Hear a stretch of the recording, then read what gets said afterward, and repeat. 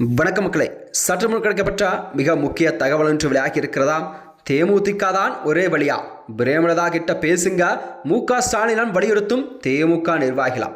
வாங்க வீடியோவை முழுமாக்கலாம். அதாவது தமிழகத்தில் வரக்கூடிய 2026 சட்டமன்ற தேர்தல் தான் நெருங்கக்கூடிய சூழல் தான் அனைத்து கட்சிகளுமே தங்கள் கூட்டணி கட்சி தொகுதியில் பங்கீடு என அரசியல் மும்பாரமாக செயல்பட்டு தொடங்கி இருக்கிறதா.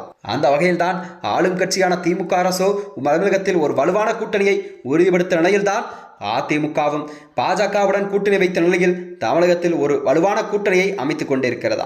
தமிழகத்தில் கண்டிப்பாக 4 முனை போட்டி நிலவும் என்பதை அரசியல் வியூகமெல்லாம் வைக்கப்பட்டிருக்கிறது.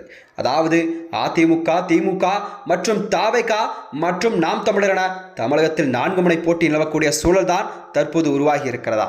அதனைத் தொடர்ந்துதான் ஒரு சில கட்சிகள் எல்லாம் இன்று வரை யாருடன் கூட்டணி என்பதை அறிவிக்கப்படாத சூழல் கூட உருவாகி இருக்கிறது.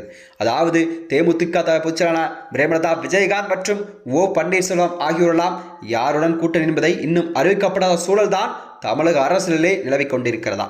அதாவது என்னவென்றால், கூட்டணியில் தேமுதிகவை வைத்து கண்டிப்பாக திமுக இணைக்க வேண்டும் என்ற கோரிக்கை கட்சிகளுக்குள் வலுப்பெற்று வருகிறதா.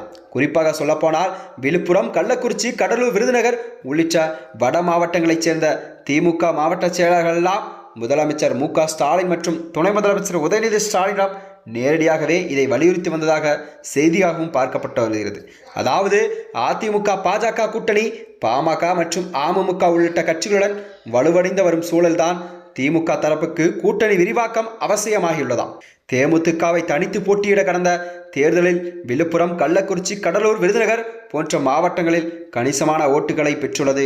குறிப்பாக சொல்லப்போனால் 2024 லோக்சபா தேர்தலில் கள்ளக்குறிச்சி மற்றும் விருதுநகர் தொகுதியில் தேமுதிக வேட்பாளர்கள் சில ஆயிரம் ஓட்டுகள் வித்தியாசத்தில் மட்டுமே தோல்வியை சந்தித்திருக்கார்கள்.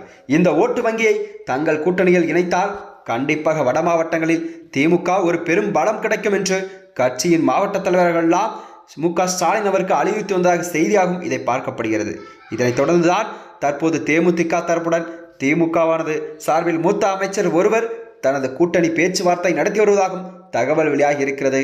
தேமுதிக பொதுச்செயலாளர் பிரேமலதா விஜயகாந்த் அவர்கள் குறைந்தது 12 தொகுதியாவது கேட்டுள்ளதாகவும் இதனால் பேச்சுவார்த்தையில் ஒரு இழுவரை நீடிப்பதாகவும் திமுக நிர்வாகி ஒருவர் தெரிவித்திருக்கிறார்.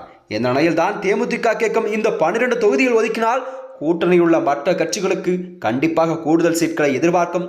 இதனால் தான் தாமதம் ஏற்பட்டுள்ளதாம் என்று கூறுகிறார்கள். திமுக தரப்பில் இந்த கூட்டணி பேச்சுவார்த்தை தீவிரமடைந்துள்ளது. ஏனெனில் வட மாவட்டங்களில் தேமுதிகவின் செல்வாக்கு அதிமுக பாஜக கூட்டணிக்கு ஒரு பெரும் சவாலாக இருக்கும் என்று கட்சி தலைமை மதிப்பிடுகிறது. ஆனால் இந்த 12 தொகுதிகள் என்பது கண்டிப்பாக கோரிக்கை பெறும் சிக்கலை ஏற்படுத்தியிருக்கிறது. இதனால் தான் குறைந்த எண்ணிக்கையிலான தொகுதிகள் மட்டுமே தேமுதிகவுக்கு இடம் ஒதுக்க கூட்டணி உறுதி செய்யலாம் என்ற விவாதம் கூட நடைபெற்றிருக்கிறதா. இந்த வகையில்தான் தேமுதிகவின் பொதுச்செயலாளர் பிரேமலதா விஜயகாந்த் அவர்கள் அடுத்த கட்ட நடவடிக்கையாக என்ன எடுப்பார், அவர் திமுகவுடன் தான் கூட்டணி வைக்க கண்டிப்பாக ஆர்வம் காட்டி வருவதும் செய்திகள் பார்க்கப்படுகிறது. ஏனென்றால் தேமுதிகவுக்கு இருக்கும் ஒரே வழி, ஒரே ஆப்ஷன் என்னவென்றால் அது திமுக மட்டுமே என்ற செயல்பாடுகள் நிலைப்பாட்டில் கண்டு கொண்டிருக்கிறதாம். மேலும் இது போன்ற வீடியோக்களை தெரிந்து கொள்ள நமது சேனலை மறக்காமல் சப்ஸ்கிரைப் செய்து கொள்ளும். நன்றி, வணக்கம்.